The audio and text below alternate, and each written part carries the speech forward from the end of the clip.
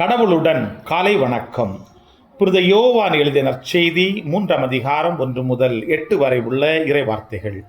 அக்காலத்தில் பரிசேயர் ஒருவர் இருந்தார். அவர் பெயர் நிக்கதேம். அவர் யூத தலைவர்களுள் ஒருவர்.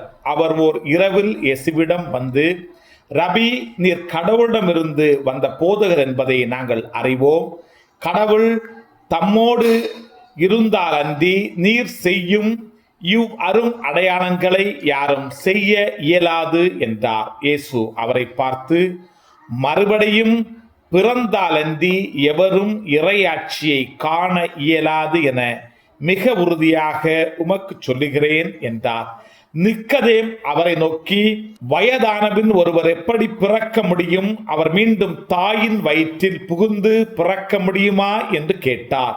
இயேசு அவரை பார்த்து, ஒருவர் தண்ணீராலும் தூய ஆவியாலும் பிறந்தாலன்றி இறையாட்சிக்கு உட்பட இயலாது என்று மிக உறுதியாக உமக்கு சொல்லுகிறேன். மனிதரால் பிறப்பவர் மனித இயல்பை உடையவர், தூய ஆவியால் பிறப்பவர் தூய ஆவியின் இயல்பை உடையவர். நீங்கள் மறுபடியும் பிறக்க வேண்டும் என்று நான் உமக்கு கூறியது பற்றி நீர் வியப்படைய வேண்டாம். காற்று விரும்பிய திசையில் வீசுகிறது, அதன் ஓசை உமக்கு கேட்கிறது, ஆனால் அது எங்கிருந்து வருகிறது என்றும் எங்கு செல்கிறது என்றும் உமக்கு தெரியாது.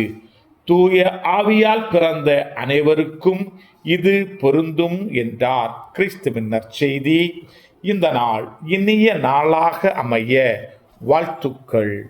பல பல பல புதுமைகள், பெருமைகள், இனிமைகள் இறங்கிய நல்ல நாள், ஒரு நல்ல நாள், நம் தேவன் தந்த நாள். இது நல்ல நாள், ஒரு நல்ல நாள்,